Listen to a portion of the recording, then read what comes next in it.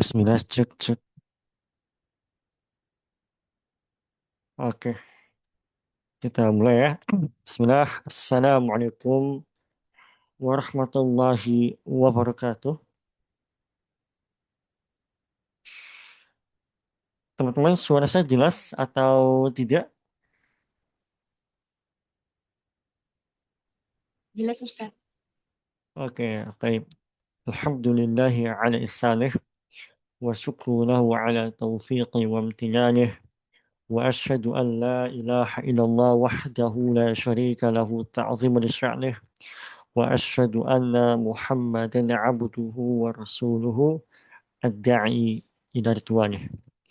Allahumma salli ala Muhammad wa ala alihi wa ashabihi wa ikhwanih. Baik. Alhamdulillah Allah Subhanahu wa taala memberikan taufik kepada kita untuk bisa belajar bersama ya berkenaan dengan uh, masalah fikih haid begitu ya. Kalau sekarang suara saya jelas atau enggak? Jelas insya Allah ya. Baik. Eh, Insya Allah pada waktu yang singkat ini ya, sekitar sisa 50 menit, ya, kita akan membahas persoalan fikih haid secara apa ya, secara ringkas begitu ya. Karena sebetulnya kalau kita ingin membahas bab yang di fikih haid itu ya mustahil dikerjakan hanya dalam waktu 1 jam begitu ya. Nah, tapi nggak mengapa, ya tidak mengapa. Kita akan mencoba semampu kita dan saya sudah siapkan ya. Nanti saya akan share screen sekitar 20 slide. Awalnya sebetulnya lebih dari itu ya. Saya sudah persiapkan ya langsung beberapa screenshot dari apa ucapan para ulama, tapi setelah saya pikir-pikir kayaknya kalau saya menampilkan ucapan para ulama di kitab mereka itu akan banyak memakan waktu begitu, sehingga apa yang saya sampaikan adalah langsung khulasahnya atau kesimpulannya saja. Nah, tapi teman-teman sekalian, saya ingin setengah jam pertama itu kita materi ya. Lalu setengah jam terakhir saya akan menjawab pertanyaan yang ada di chat. Nah, jadi teman-teman yang mau bertanya ya bisa dari sekarang untuk menuliskan pertanyaan di kolom chat. Karena begini, pembahasan tentang haid ini ya kadang-kala butuh spesifik ya butuh spesifik. Apa yang saya sampaikan ini adalah gambaran umum saja, ya, fikih umum. Tapi ketika masuk kepada person-person yang tertentu, maka itu beda lagi pembahasannya. Jadi, saya ulangi, setengah jam pertama, ya, saya upayakan bisa menyelesaikan 20 slide, lalu sisanya saya akan menjawab pertanyaan yang ada di chat Zoom. Nah, oke. Saya izin share screen dulu. Oke, sebentar.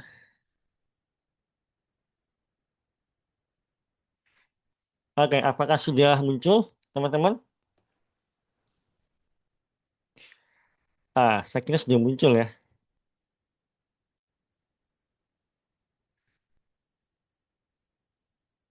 Muncul nggak, teman-teman? Slide saya. Muncul Ustaz. Oke, muncul ya. Baik. Nah, baik. Oke, sebelum kita membahas ya kesalahan-kesalahan dalam masalah haid, kita harus tahu dulu nih, ya yang kita bahas itu sebetulnya apa gitu ya. jangan sampai kita bicara panjang lebar tentang kesalahan dalam fikih haid, tapi kita sendiri salah dalam memahami apa itu haid. Nah, jadi eh, secara ringkas, ya, haid adalah darah alami yang keluar dari tubuh wanita ya pada periode tertentu. Nah, kayak itu kata kunci ya. Jadi kalau dia adalah darah dari sebuah penyakit, maka itu bukan haid. Ya, karena kita akan jumpai, saya pernah punya pasien rukiah, seorang wanita, yang beliau itu setiap pekan itu selalu mengucur darah, mohon maaf ya, dari alat vitalnya. Nah, ini bukannya haid namanya, karena dia nggak ada pola waktunya, nggak bisa, gitu ya. Nah, maka darah haid itu darah alami yang keluar dari rahim pada periode tertentu, gitu, ya. Dan ini kisah menarik. Uh, Muslimah atau umahat yang saya rukiah itu, setelah saya rukiah beliau, ya, ba'dallah, Allah sembuhkan, tidak lagi mengalami pendarahan di alat vitalnya. Ada dua umahat itu yang sama, yang satu kasus sihir, ya, yang satunya bukan juga sihir ya. Wallahu alam. Nah, jadi poinnya adalah ini adalah darah alami yang memang keluar secara periode. Nah, kita bisa lihat ya, Ibu Taimiyah punya definisi sendiri gitu ya, dan yang lainnya. Oke. Nah, sekarang kita akan bahas tentang warna darah haid. Nah, para ulama itu khilaf, teman-teman. Jadi darah haid itu gak satu dua warna saja. Bahkan yang lebih ekstrim gitu ya, ada para ulama yang mendefinisikan warna hijau. Nah, gitu ya. Walaupun sebagian ulama yang lain menafikan begitu, karena jarang banget, tapi ada gitu. Nah, yang paling kuat adalah warna yang paling pasti yaitu hitam. Ya kalau teman-teman eh mengalami ya keluar ya darah hitam di periode memang haid ya, maka itu tidak diragukan. Begitu. Lalu ada warna merah ya, kuning, keruh, hijau dan warna kecoklatan. Ya. Baik. Nah, bagaimana sifat dari darah haid yang dijelaskan para ulama di berbagai kitab fikih?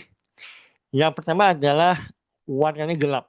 Makanya tadi di awal para ulama itu sudah mengatakan status warna hitam itu udah paling kuat. Ya, tidak diragukan kalau dia itu haid, gitu ya. Nah, yang kedua, warnanya itu pekat dan kental, ya, kental gitu. Dan kadang-kala itu terasa hangat, apa namanya, darah tersebut. Nah, ini saya kira teman-teman sudah paham lah ya, karena sudah mengalami ya. Dan berbau. Nah, yang keempat, normalnya darah haid itu keluarnya perlahan. Jadi nggak yang tiba-tiba deras keluar, enggak, gitu ya. Makanya yang saya bilang di awal tadi, saya punya pasien ya, ibu-ibu, darahnya itu keluarnya mengucur dari alat vital beliau. Nah, maka itu bukan haid, gitu ya. Oke, nah sekarang masuk kepada kapan sih usia minimal wanita itu haid. Nah, ada dua pendapat, teman-teman. Yang pertama itu pendapat yang memberikan batas, ya, minimal 9 tahun, gitu. Tapi yang rojih, yang jumhur, ya, insya Allah yang paling rojih adalah tidak ada batasan usianya, gitu ya. Karena kondisi biologis setiap orang nggak sama begitu ya. Saya ingat dulu, saya punya teman gitu ya, kelas 2 SD atau 3 SD tuh. Itu sudah haid begitu ya. Nah, jadi yang rojih yaitu tidak ada batasan usia gitu. Tapi memang tidak kita pungkiri ya, kebanyakan kita lihat di zaman ini usia ya 9 tahun, 10 tahun itu sudah mulai haid begitu. Tapi juga ada ini juga ya, beberapa kasus itu malah mulai haid itu SMA ada ya. SMA mulai haid itu juga ada. Nah, makanya tidak ada batasan yang pasti begitu.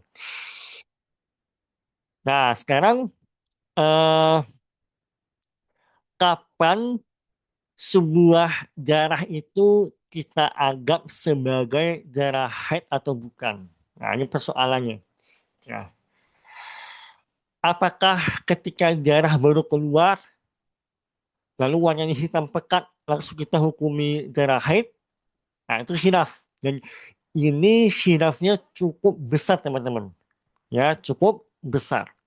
Kalau kita melihat pendapat jumhur, ya, pendapat dari madhab mayoritas Syafi'iyah dan Hanabilah mengatakan kalau darah tersebut terus keluar alias tidak terputus selama 1 hari 1 malam atau 24 jam, maka sudah sah sebagai darah haid. Gitu. Contohnya gini, misalnya ada seorang wanita, ya, keluar darah haid, begitu, warnanya hitam misalnya. Nah, tapi yang keluar hanya sedikit saja, hanya sedikit gitu ya, hanya sedikit. Nah, kalau menurut jumhur, dia harus tunggu dulu sampai 24 jam. Apakah setelah 1 hari 1 malam masih ada darah yang keluar atau tidak? Kalau masih keluar, nah maka itu sah disebut sebagai darah haid. Maka berlaku hukum-hukum seputar masalah haid gitu ya. Nah, pendapat kedua yaitu pendapat Malikiyah dan Ibnu Taimiyah yang mengatakan gak ada batas waktunya.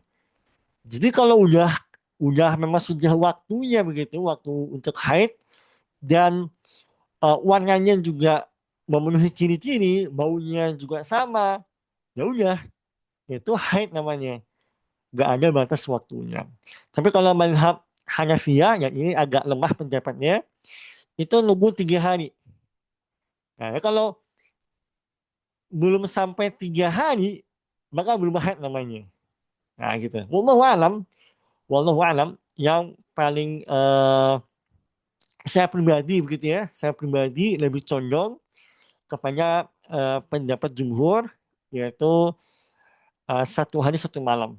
Karena eh, kita akan jumpai beberapa kasus itu yang eh, dia mengalami darah tersebut ciri-cirinya mirip tapi nggak di fase haid. Nah, maka pemahaman tentang waktu menyemal ini menjadi penting banget. Oke? Nah, sekarang berapa lama batas minimal haid? Nah, jadi gini, maksudnya gini, eh banyak muslimah yang eh haidnya itu putus nyambung gitu ya. Misalkan 3 hari darah keluar, terus 2 hari nggak ada, terus hari kelima ada lagi gitu ya. Jadi nggak beratur begitu. Nah, apa solusinya? Nah, solusinya juga khilaf begitu. Memang kalau kita bahas masalah fikih, teman-teman, kita harus punya sikap berlapang dada, teman-teman. Ya, karena nggak mungkin pembahasan fikih itu hanya satu pendapat tuh nggak mungkin. Ya, ya, dan kita lihat juga dalam masalah batas waktu haid itu juga khilaf. Kalau pendapat jumhur, ya Syafi'iyah, Hanabilah gitu ya, maka batas maksimum wanita itu haid adalah 15 hari. Kalau sudah lewat 15 hari tapi masih keluar darah, maka itu bukannya haid namanya. Itu namanya apa? Coba ada yang tahu nggak? Namanya apa? Bisa tulis di chat. Apa istilahnya? Darah yang keluar ya di batas waktu haidnya. Daerah apa namanya? Ada yang tahu? Ya, mumtaz, masya Allah, istihadah ya, benar ya. Nah, jadi kalau kita merujuk ke pendapat jumhur, ya teman-teman, misalnya Ummu Fulan ya, Ummu Fulanah, gitu ya, sudah masuk hari ke-16, tapi masih ada flek misalnya, atau malah mungkin darah menyerang gitu ya. Maka kalau kita mengikuti pendapat jumhur, maka hari ke-16 itu adalah dihukumi sudah suci. Sudah apa? Sudah suci, gitu ya. Nah, tapi kalau kita lihat pendapat yang lain, kayak Hanafiyah itu 10 hari. Kalau ya Imam Ahmad dan sebagian lainnya itu 17 hari. Begitu ya. Kalau Ibnu Taimiyah gak ada batasnya. Itu Walau alam, kalau katanya. saya pribadi Semuanya ditanya, udah tanya. Itu oke, ada suara bocor. Oke, nah, kalau saya pribadi ditanya begitu lebih condong kemana? Ya, saya lebih condong kepada pendapat jumhur, yaitu 15 hari. Wallahu alam. Baik. Nah, ini tadi. Nah, kemudian jarak antara dua apa namanya? Jarak antara dua haid itu minimal 15 hari. Ya, wallahu alam ini yang jumhur. Jadi antara haid pertama sama haid kedua, kalau menurut pendapat jumhur atau mayoritas, itu nggak boleh kurang dari 15 hari. Contoh gini, misalnya fulanah gitu ya, dia itu baru suci tanggal misalnya 1 April. 1 April ya, baru suci itu.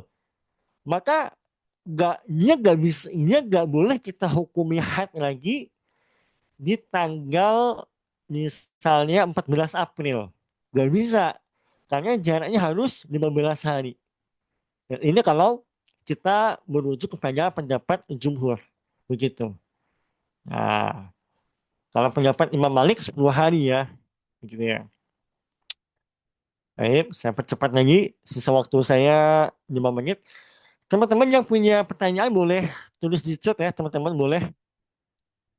Yang punya pertanyaan boleh tulis pertanyaannya dari sekarang di kolom chat. Begitu ya. Oke.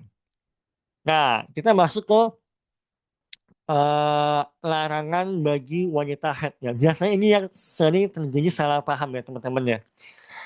Pertama, eh sholat. Nah, sholat mau sholat fardu atau sholat sunnah itu nggak boleh. Puasa juga. Tapi nggak boleh ini bukan yang untuk puasa ya. Bukan berarti teman-teman hilang kewajiban ya untuk puasa Ramadan. Ya, teman-teman harus membayarnya. Begitu. Mengqadha ya. Lalu tawaf. Nah, tawaf pun juga sebetulnya ada khilaf di para ulama. Ya, ada khilaf. eh Makanya kalau teman-teman umroh begitu, biasanya ditawarin tuh sama travel umroh. Apakah mau dikasih semacam apa ya? eh Penunda haid. Nah, begitu. Saya pernah bawa jemaah umroh begitu ya. Ketika masih di Bandara Suta itu masih gak haid, masih normal gitu ya, masih normal.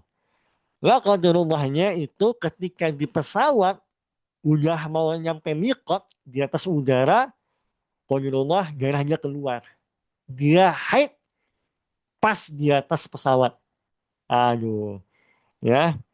Nah, akhirnya minta fatwa ke saya gimana apa namanya solusinya begitu. Nah, makanya apakah boleh pakai penunda apa haid? Wallahu alam, ya wallahu alam.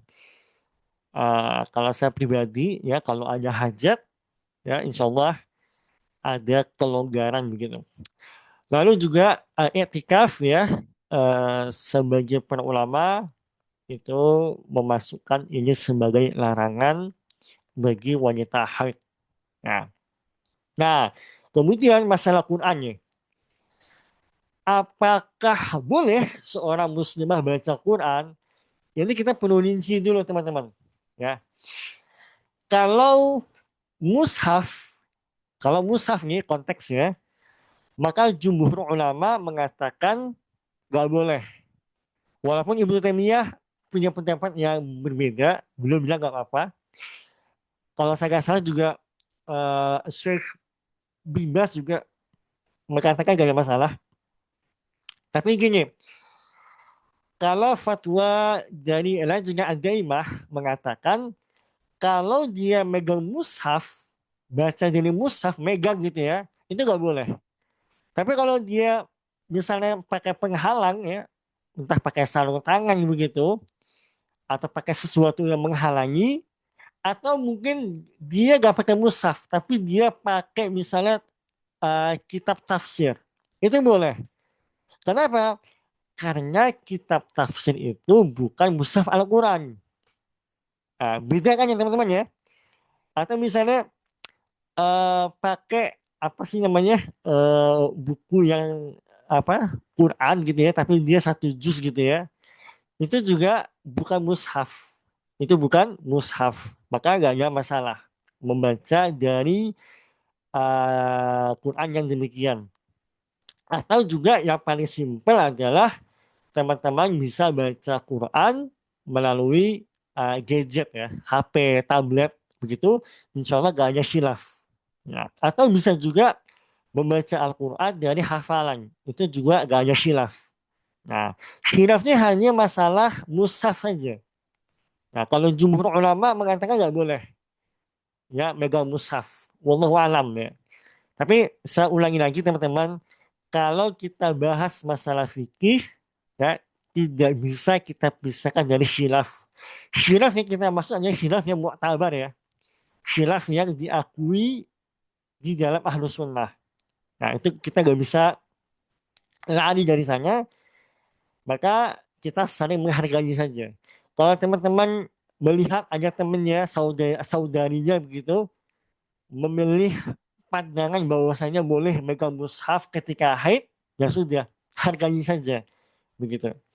Ya, kadang-kala persoalan kita itu adalah kita terlalu kenceng pada persoalan-persoalan yang para ulama pun khilaf, ya, gitu.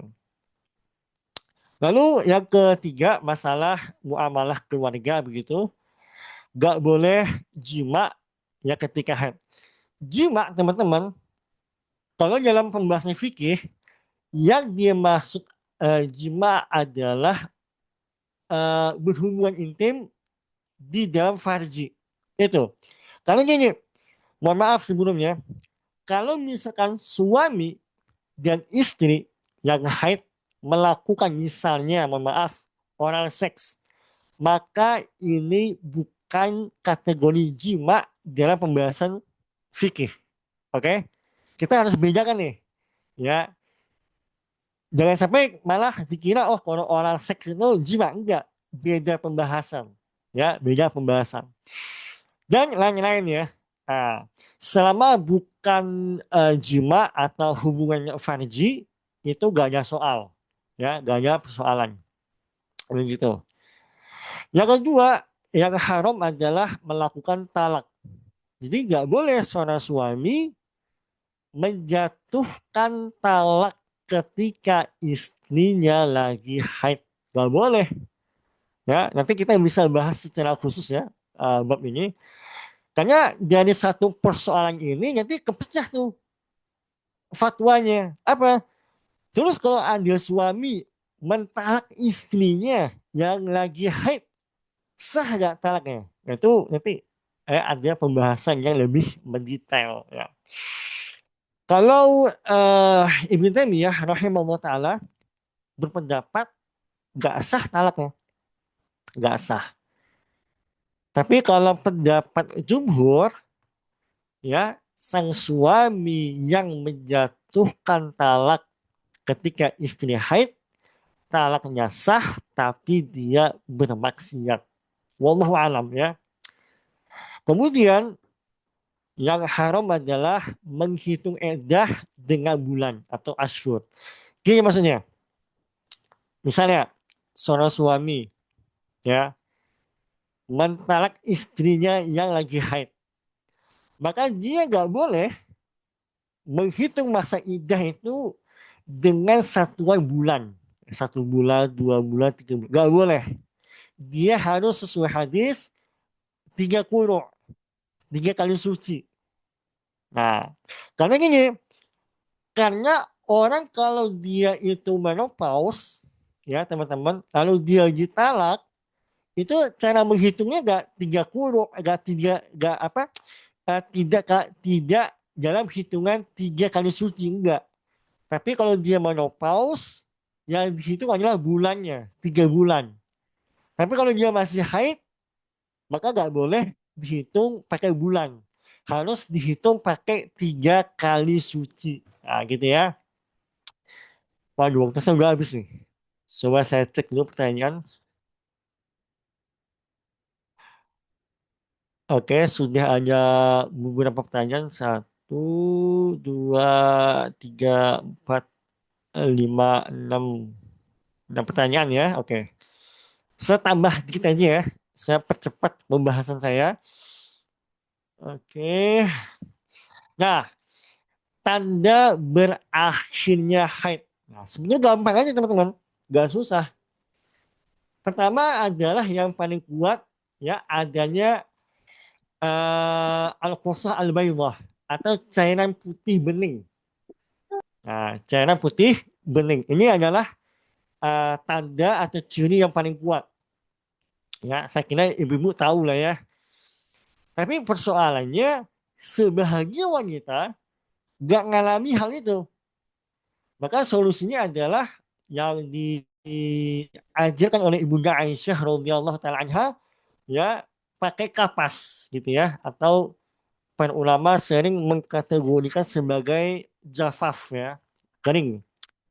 Maksudnya adalah ya kalau kondisi arus vital itu sudah kering, nggak ada darah, nggak ada flek sama sekali, maka dia sudah suci walaupun tidak ada apa cairan putih atau bening. Nah, caranya gimana? Caranya adalah masukkan kapas ke alat vital itu, lalu dicek. Yang dikeluarin, dicek. Yang dilihat, diamati. Apakah ada flek atau enggak? Kalau enggak ada, alias kapasnya kering, maka insya Allah ya sudah suci dan dia harus segera sholat. Ah, gitu.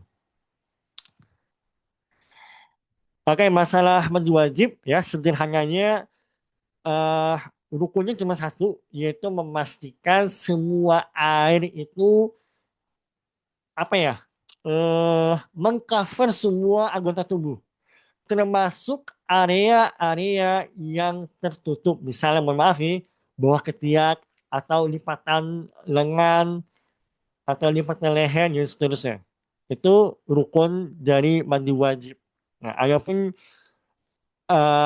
sunnah-sunnahnya ya kayak berniat di hati begitu ya, berwudu sebelum mandi gitu. Maka saya percepat. Oke, oke. Nah, eh kalau di zaman dahulu ya orang Yahudi, Bani Israel, mereka punya khurafat. Mereka punya pandangan kalau wanita yang haid itu wanita yang najis secara zatnya. Makanya mereka tuh kayak kalau ada orang haid gitu ya, ada wanita haid, istrinya mereka misalnya, mereka asingkan, mereka suruh jauh-jauh. Kenapa? Karena berpemahaman, punya pemahaman istri mereka tersebut najis secara zat. Hanya khurafat. Khurafat yang dibangun oleh orang-orang Yahudi. Nah, padahal ya yang najis itu adalah darah haidnya. Adapun rambut si wanita itu suci, ya badannya suci gitu ya. Dan keringatnya pun juga bukan najis begitu. Nah, ini kesalahpahaman yang terjadi di masa dahulu. Oke, ini saya skip aja. Dan beberapa khurafat yang berkembang ya di zaman ini adalah kalau haid gak boleh potong kuku, gak boleh potong rambut. Nah, itu salah ya, boleh ya, tidak ada larangan demikian. Karena mereka ini khawatir kalau mereka potong rambut atau potong kuku ketika haid, dikhawatirkan nanti apa, di akhirat ya dimintai pertanggungjawaban. Ah, ini salah. Ya. Ini khurafat, gak benar. Oke, tadi masalah Quran kita sudah bahas. Oke, saya percepat. Nah, sekarang persoalannya, kalau di sebelum haid misalnya, sebelum haid atau di masa haid gitu ya, tiba-tiba muncul flek. Nah, maka kalau flek itu memang muncul di fase normal dia itu haid, maka hukumnya haid. Oke? Flek itu ini loh, flek itu adalah apa ya? Darah tapi kecil, ya. Kayak setitik, dua titik gitu ya. Itu flek namanya. Nah, kalau flek itu muncul di fase yang memang dia seharusnya haid, maka itu adalah haid. Oke? Nah, kalau dia itu muncul di luar dari fase haid yang seharusnya, oke, maka tidak dihukumi sebagai haid. Contoh gini, misalnya fulanah gitu ya, dia haid gitu, lalu setelah 15 hari gak ada cairan bening. Oke, berarti kan satu-satunya cara adalah dia mengecek jafaf atau kekeringannya dia. Dia masuk ke kapas ke alat vitalnya, lalu dia cek apakah ada flek atau enggak. Ternyata nggak ada flek. Kemudian 3 hari setelahnya, 3 hari setelah itu, oke, dia menemukan flek, mohon maaf ya, di pakaian dalamnya. Nah, maka flek yang dia temui tersebut itu tidak dihukumi sebagai haid. Oke? Tapi dihukumi sebagai istihadah saja. Nah, ini beda ya. Kalau terjadi di fase haid, itu namanya haid. Tapi kalau dia terjadi di luar fase haid, itu bukan haid. Oke, nah sekarang masalah sholat. Ya, banyak muslimah yang bingung ya, gimana cara mengkodohnya. Nah, para ulama menjelaskan, kalau misalnya masih ada sisa waktu untuk satu rakaat, ya, maka dia wajib sholat. Walaupun sholatnya dia kodo gitu ya. Contoh gini, azan maghrib kan anggaplah jam 6 ya, di Jakarta gitu ya, jam 6. Lalu eh, pada jam 17.55 dia menemukan cairan bening, ya, maka dia sudah suci jam 17.55. Nah, masanya 5 menit, ya kan? Itu insya Allah cukup untuk satu rakaat, maka dia terhitung wajib sholat asar. Nah, kalau seumpama gak apa namanya, kan dia wajib tuh, dia wajib sholat asar. Kalau dia mau mengerjakannya setelah maghrib alias mengkodok, gak ada masalah. Dia kerjakan secara urut. Jadi sholat asar dulu, baru sholat maghrib. Nah, begitu seterusnya. Oke.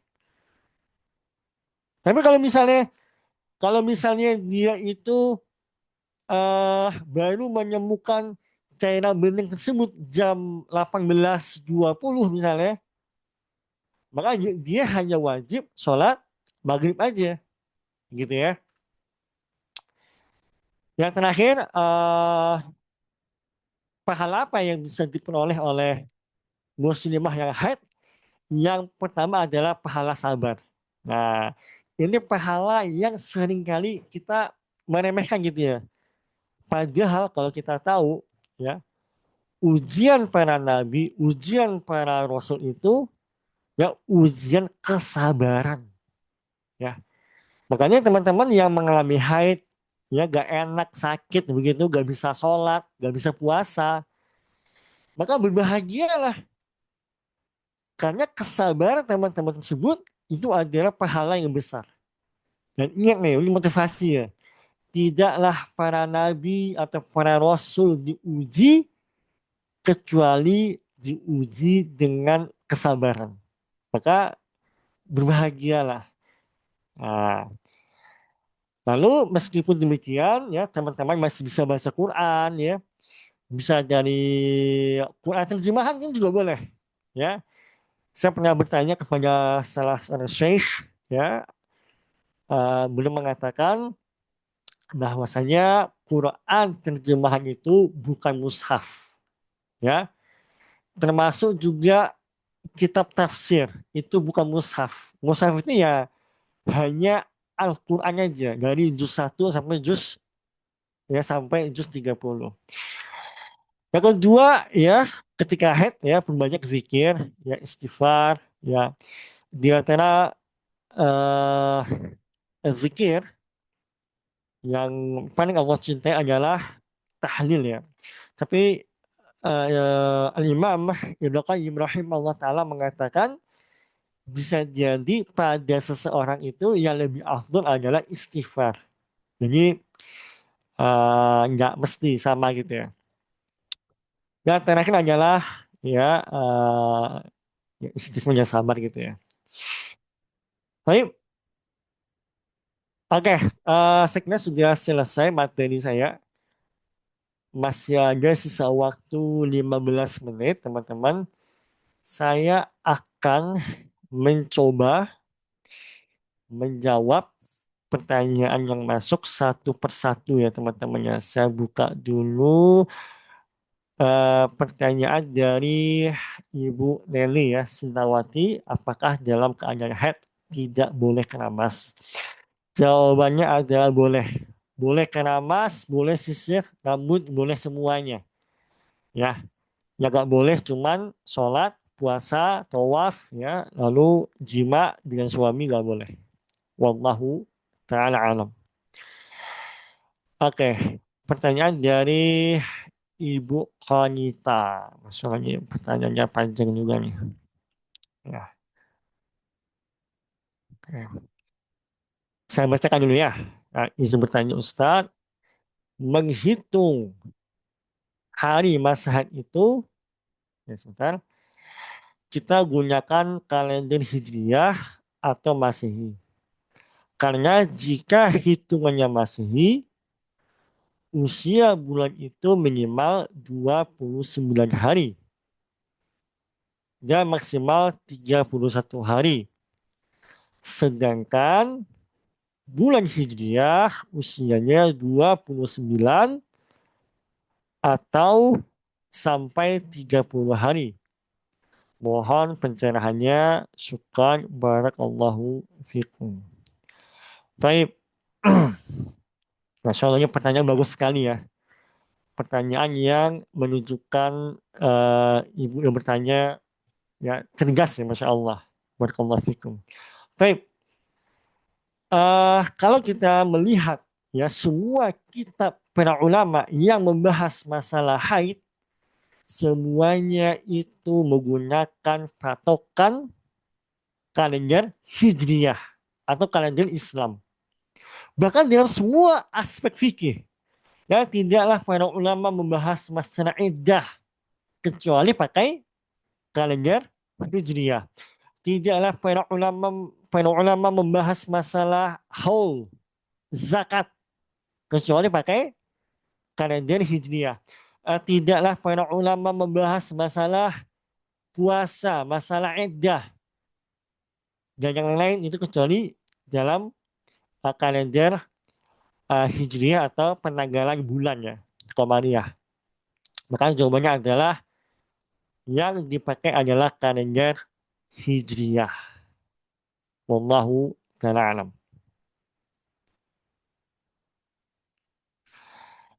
Oke, pertanyaan dari ini Ibu Safira ya. Masya Allah, ini pertanyaan banyak banget. Oke, saya baca ya. Dari Ibu Safiria, Safira. Oke. Izin bertanya, selama 4 bulan, anak keluar darah non-stop. Oke, 4 bulan ya. 4 bulan ini apakah tiap hari atau gimana? Ibu yang bertanya, Ibu Safira atau Mbak Safira. Apakah haidnya dihitung hingga batas terbanyak haid 15 hari setiap bulan atau sesuai kebiasaan 8 sampai 9 hari? Dan waktu sucinya diambil 15 hari atau bagaimana? Syukran, jazakumullah khairan. Cuma Ibu Safira bisa bantu jawab 4 bulan itu tiap hari atau gimana? Atau lompat-lompat sebetulnya? Yang satu lagi, oh tiap hari. Subhanallah. Safakillahu sifanya ajilan. Ibu Safira usia berapa Ibu?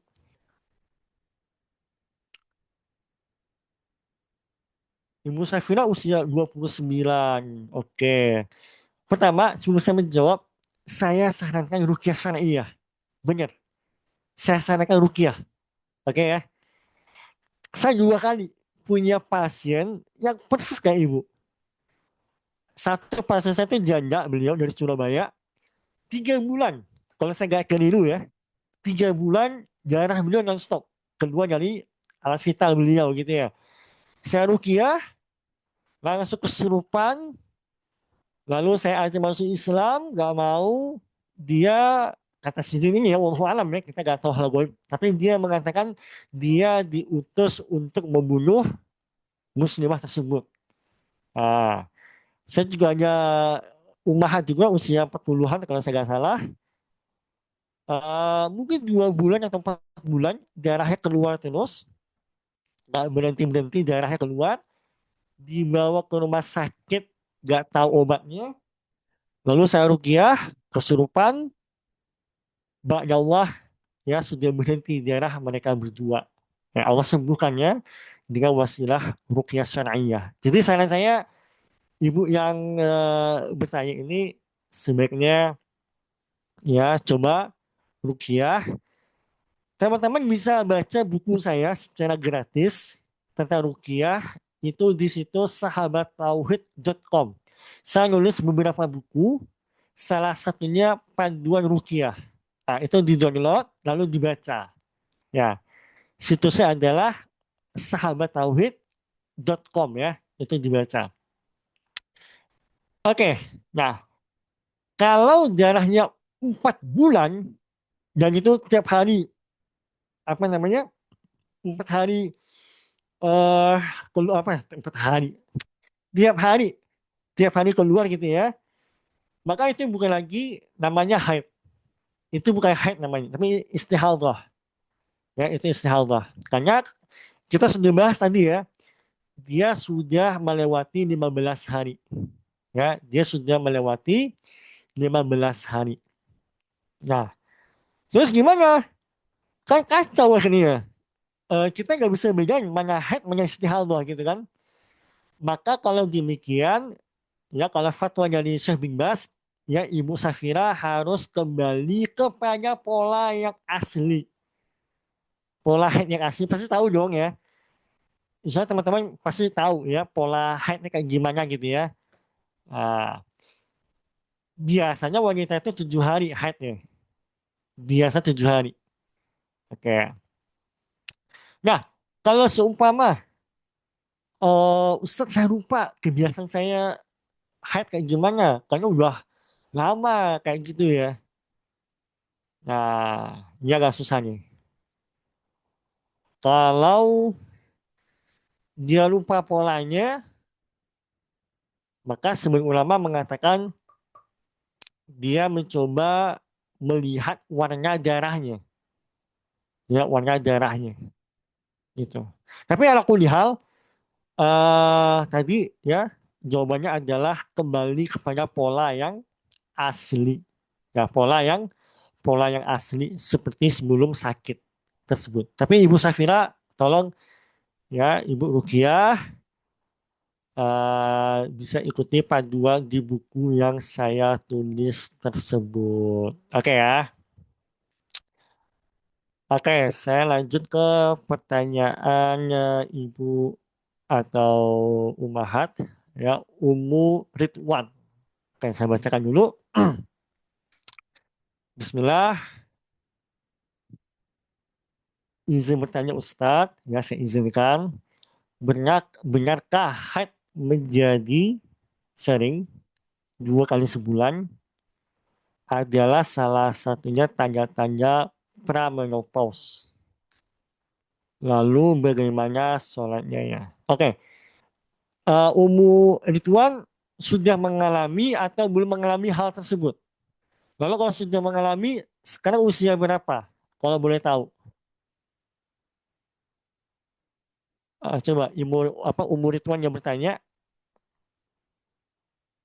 Kalau boleh tahu, apakah memang mengalami hal tersebut? Lalu kalau mengalami hal tersebut, usia berapa sekarang? Oke, usia 47 ya. Oke, usia 47 memang kalau usia 47 memang ma'ruf ya.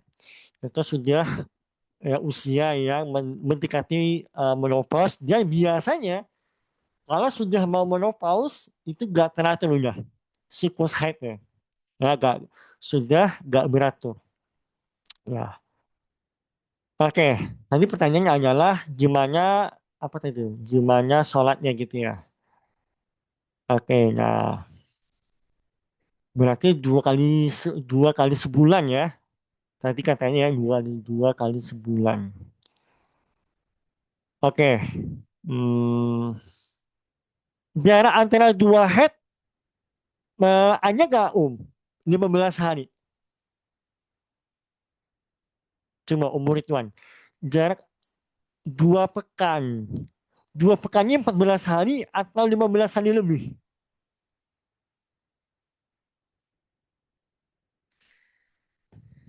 14 hari. Oke, nah kalau begitu tadi seperti kita bahas ya umur Ridwan.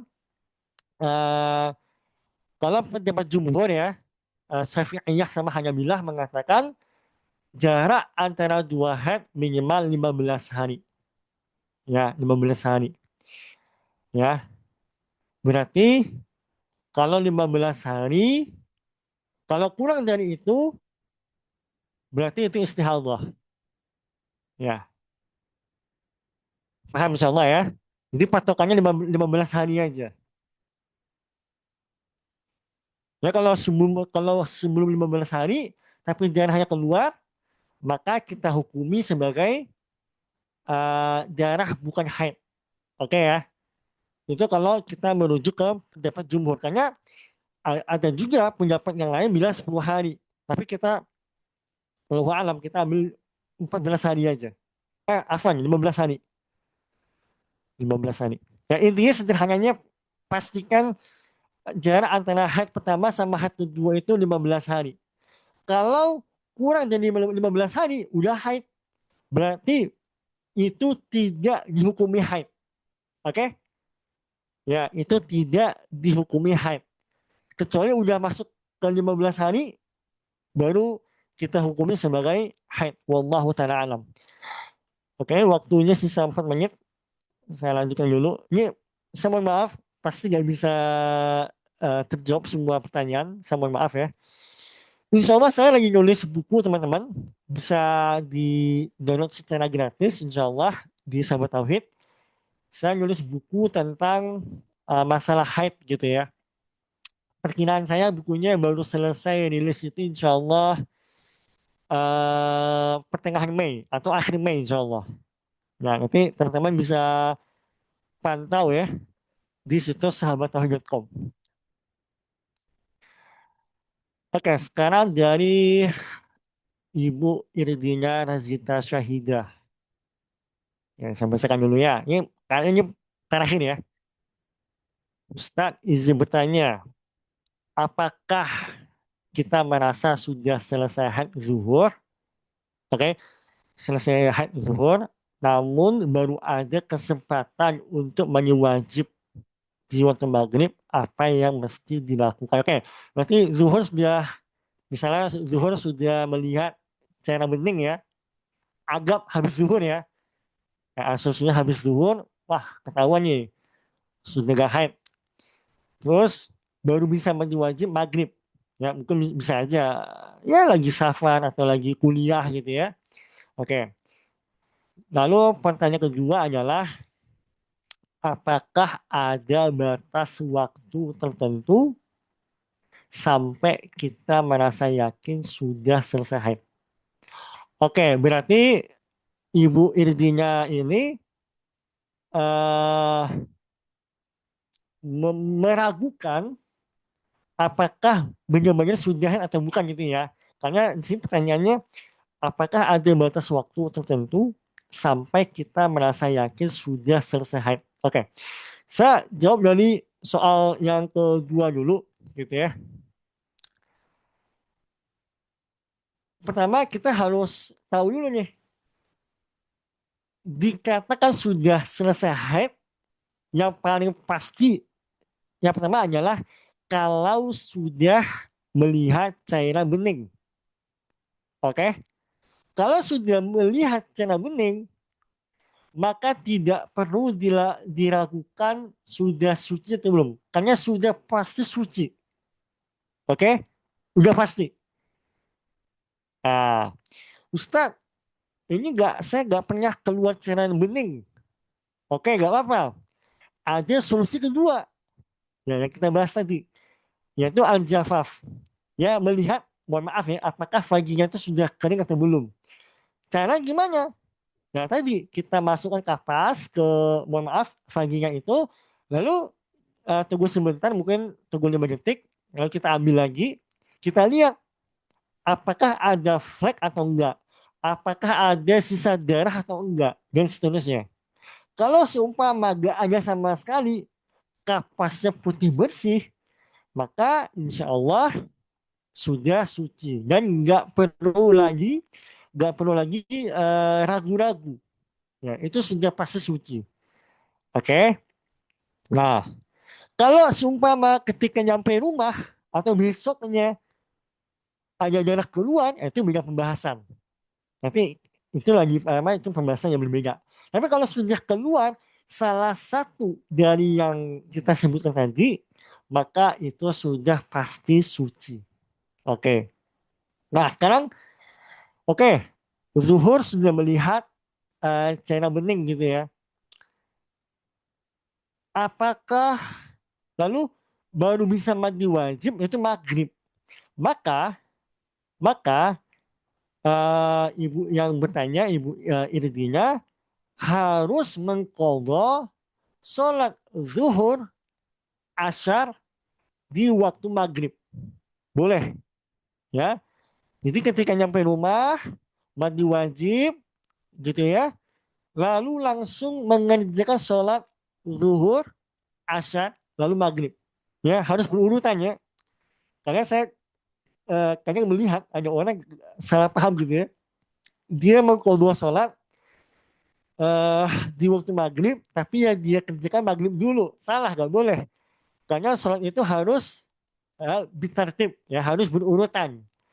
Jadi sholat zuhur dulu, lalu langsung asyar, lalu yang terakhir maghrib. Nah, kalau dia misalkan baru bisa mandi itu jam 8 malam misalnya, isya, ya udah dia rapel semuanya. Zuhur, lalu lanjut sholat asyar, salam, lanjut sholat maghrib, salam lagi, yang terakhir sholat isya. Gitu ya. Oke, sudah jam 3:01. Saya mohon maaf ya. Tidak bisa menjawab semua pertanyaan. Ada satu, dua, tiga, empat. Ada empat, lima pertanyaan yang belum bisa saya jawab. Terima kasih kepada teman-teman yang sudah berkenan kita belajar bersama. Ya, senang bisa belajar bersama dengan teman-teman sekalian.